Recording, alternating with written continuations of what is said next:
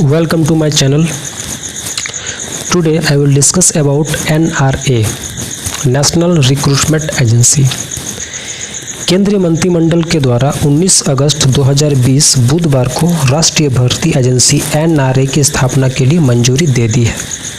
राष्ट्रीय भर्ती एजेंसी देश भर में CET exam common eligibility test के माध्यम से समूह B और समूह C, जिसमें गैर तकनीक के सभी पदों को भरने के लिए एक ही सामान्य पात्रता परीक्षा आयोजित करेगी, जो पहले अलग अलग एजेंसी जैसे SSC का अलग, RRB का अलग और बैंकिंग का अलग होता था। अब ऐसा नहीं होगा। अब आपको एक ही प्री एग्ज़ाम देने के बाद आप सभी एग्ज़ाम का मेंस देने के लिए पात्र माने जाएंगे। इस चीज़ को हम लोग और डिटेल्स में अगर जान लेते हैं तो NRA जो है नेशनल रिक्रूटमेंट एजेंसी, आपको ऐसा नहीं है कि आप उस एग्ज़ाम को देने के बाद ही आप नौकरी के लिए पात्र हो जाते हो। ऐसा नहीं है। आप सिर्फ एलिजिबल होते हो, बाकी जो SSC का एग्ज़ाम या बैंकिंग का एग्ज़ाम का जो मेंस होगा आप उसमें एलिजिबल होते हैं, उसमें बैठने के लिए एलिजिबल होते हो। इस चीज़ को ध्यान में रखना है। इसमें आपका एक फ़ायदा होगा कि आपको अलग अलग से एग्ज़ाम नहीं देना पड़ेगा। एक ही एग्ज़ाम में आप सभी के लिए सभी मेंस का पात्र आप बन जाएंगे। और अगर हम बात करें इसका फ़ायदा ये है कि स्टूडेंट्स लोगों को अलग अलग करके बुक्स, अलग अलग जगह जाकर एग्ज़ाम देना, ये सब चीज़ों से कहीं ना कहीं आप बचे रहोगे। अगर हम बात करें NRA है क्या? NRA a multi agency body to compass the first level test by the SSC, RRB and IBPS। ये फर्स्ट लेवल का टेस्ट ही आपका होगा, जिसमें आपका ये it will be valid for 3 years। यह आपका 3 साल के लिए वैलिड रहेगा। 3 साल के अंतर्गत आप कहीं भी अगर मेंस का एग्ज़ाम देने के लिए जाते हो तो यू आर एलिजिबल। इस एग्ज़ाम को देने के बाद फिर से अलग अलग एजेंसी के द्वारा जो भी एग्ज़ाम आयोजित की जाएगी, आप उस एग्ज़ाम में जाके पुनः बैठना है और फिर से आपको उस एग्ज़ाम को क्लियर करना है। ये बात आपको जान लेना है। अगर हम बात करें इसका एग्ज़ाम का पैटर्न का, तो इसका जो एग्ज़ाम पैटर्न होगा ये अभी तक डिटेल्स में आया नहीं है, बट इतना है कि इसका जो टोटल मार्क्स है अभी ये नहीं क्लियर हुआ है, नंबर ऑफ क्वेश्चन क्लियर नहीं हुआ है, लेकिन क्वेश्चन पेपर टाइप फिक्स है, MCQ क्वेश्चन ही होगा। और इसका जो क्वेश्चन पेपर का लैंग्वेज होगा वो मल्टी लैंग्वेज होगा, जिसमें कहा जा रहा है कि 12 लैंग्वेज को ऐड किया गया है। और इसमें नेगेटिव मार्किंग भी होगा, प्लस ये आपका एग्ज़ाम पूर्णतः कंप्यूटर बेस्ड होगा। इस चीज़ को ध्यान में रखना है।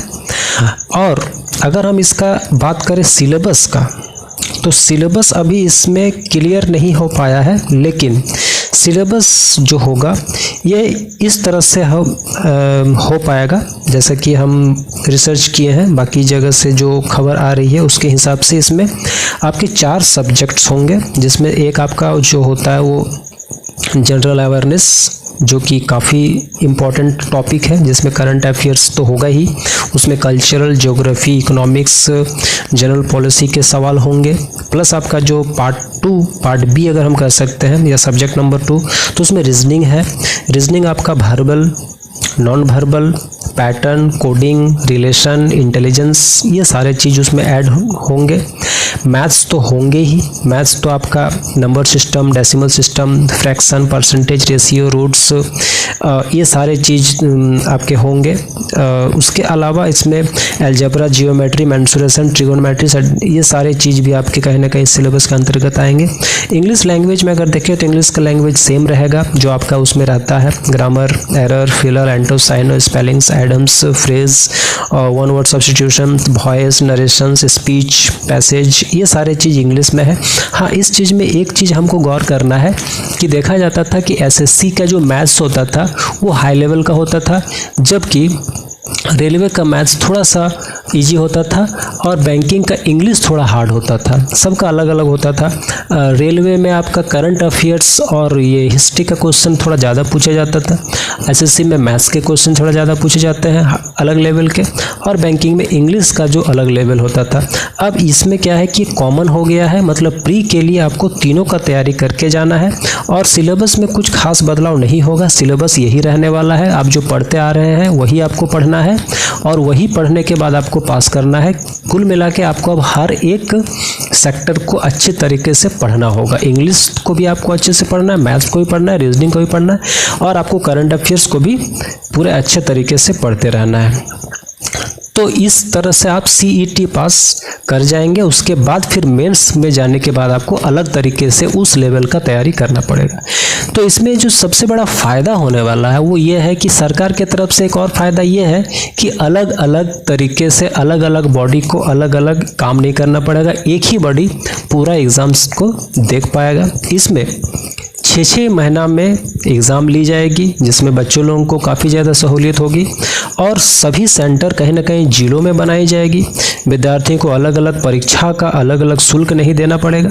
और इसमें एक और फ़ायदा है कि इसमें जब तक आपका एज लिमिट है तब तक आप इस सीईटी के पात्र माने जाएंगे। आपका कोई नंबर ऑफ अटेम्प्ट इसमें कोई फिक्स नहीं है, आप इसको जब तक आपका एज लिमिट है आप इस एग्ज़ाम को दे पाएंगे। ये सबसे बड़ा प्लस पॉइंट है।